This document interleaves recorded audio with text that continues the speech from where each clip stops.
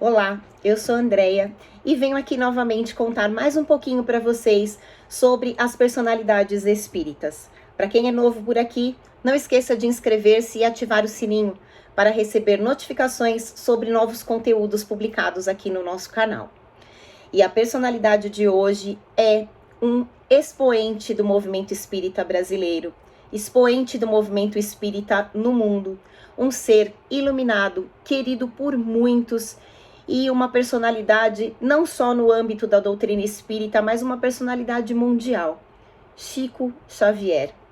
Ele que dedicou grande parte da sua vida ao exercício da caridade, dedicando o seu tempo e a sua saúde no auxílio ao próximo. Ele nasceu no dia 2 de abril de 1910 em Pedro Leopoldo, Minas Gerais.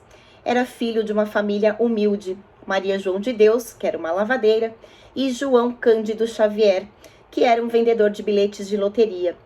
Criavam seus filhos com bastante dificuldade, o Chico e mais 8 irmãos. Aos 5 anos de idade, o Chico fica órfão de sua mãe e vai morar com uma madrinha que o maltrata muito durante a sua infância. O agride, bate, machuca sua barriga com um garfo. O Chico sofreu muito nesse período. Mas a partir dos 4 anos de idade, ele passa a ter os seus dons mediúnicos desenvolvidos e passa a ouvir, ver e a falar com os seres do plano espiritual. E um ser muito querido passa a se comunicar com ele, a sua mãezinha, pedindo que ele tenha paciência, pois Deus lhe enviará um anjo que cuidará dele e de sua família. E aí o pai dele, o João Cândido, se casa com Cidália, que foi a sua segunda mãe, que cuidou dele com muito carinho e dedicação, reuniu novamente a família, todos os outros irmãos do Chico, e ainda tiveram o João e a Cidália mais 5 filhos, e todos viveram muito bem e juntos com a proteção e o cuidado da Cidália. O Chico começou a ter contato com a doutrina espírita aos 17 anos de idade, no ano de 1927. Num episódio em que a sua irmã estava sofrendo um processo de obsessão e foi auxiliada por um casal de espíritas que foi até a residência do Chico para auxiliar a irmã dele. E o Chico teve contato com os livros do Kardec, passou a se interessar pela doutrina espírita, já que era conhecedor dos fenômenos há muitos anos, e passou a desenvolver o seu trabalho mediúnico a partir de então.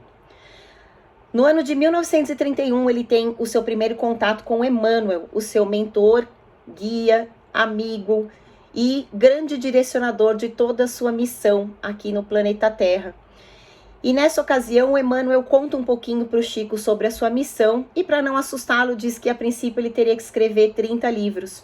E o Chico, com aquele jeito dele engraçado, fala: mas Emmanuel, eu não tenho nem papel para escrever 30 livros. E o Emmanuel diz que ele fique em paz porque as coisas irão acontecer ao seu tempo. E o Chico fala: mas o que eu vou precisar para cumprir essa missão? E o Emmanuel fala para ele: você vai precisar, em primeiro lugar, de disciplina, em segundo lugar, de disciplina, e em terceiro lugar, de disciplina. E foi o que o Chico precisou, porque ele escreveu muito durante toda a sua vida, a ponto de ter doença nas vistas e sangrar os seus olhos durante o período em que ele estava psicografando. E o Emmanuel virar para ele e falar assim: Chico, você tem 2 olhos, use o outro e continue o seu trabalho. O Chico dedicou realmente toda a sua vida e a sua saúde em prol da doutrina espírita e em prol daqueles necessitados. Além dos quase 450 livros que ele escreveu e nos deixou como legado aí para a doutrina espírita, o Chico fez um trabalho maravilhoso com as cartas consoladoras, levando palavra de conforto às famílias que perdiam seus entes queridos. Existe uma conta por cima de que ele escreveu cerca de 1000 cartas por ano. Foram 75 anos de trabalho, mais ou menos. Imaginem aí quantas cartas o Chico não escreveu. E ele, sempre preocupado em atender os mais necessitados, nunca recebeu nenhum centavo por todos esses trabalhos, especialmente os livros, né, que geram aí direitos autorais, mas ele dizia que o direito era dos autores desencarnados, então que ele não ficaria com nenhum dinheiro. Todo esse dinheiro dos direitos autorais dos livros e tudo aquilo que ele ganhava em nome da doutrina espírita, ele fazia questão de doar para instituições de caridade, para editoras espíritas e através também do auxílio da Federação Espírita Brasileira, destinava toda essa verba para várias instituições de caridade. Nos anos 80, mais de 2.000 instituições de caridades foram fundadas ou auxiliadas pelas obras de Chico Xavier.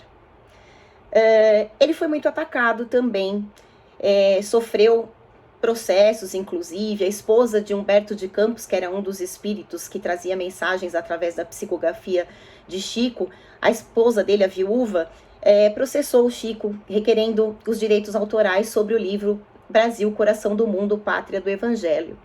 Mas o Chico sempre foi auxiliado pela Federação Espírita Brasileira e ele nunca ficou com nenhum lucro do trabalho que realizou. Muito pelo contrário, ele sempre se dedicou com muito carinho e atenção para todos aqueles que necessitavam dele. Existe um ponto interessante, que além do trabalho que ele prestava nos centros espíritas que ele fundou, ele fazia as peregrinações à noite.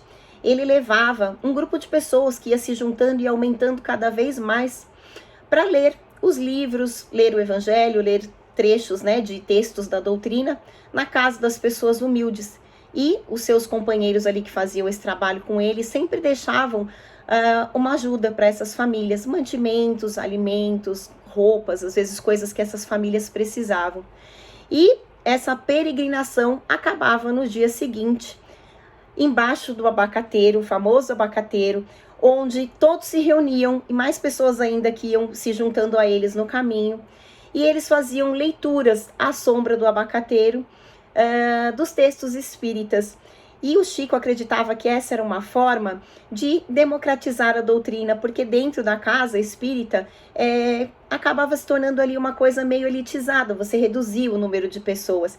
E com essa leitura dos textos ali publicamente, você democratizava a doutrina.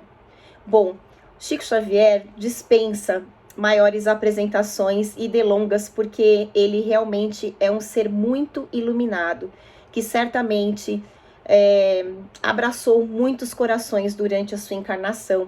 E uma de suas preocupações era que o povo brasileiro não ficasse triste com a sua partida. E ele queria que no dia do seu desencarne, os brasileiros estivessem muito felizes. E isso aconteceu. No dia 30 de junho de 2002, o Brasil se torna pentacampeão aí, no futebol, e o Chico desencarna tranquilamente no dia em que toda a população brasileira estava muito feliz. Bom, espero que vocês tenham gostado desse conteúdo. Um beijo enorme para todos e até o nosso próximo vídeo.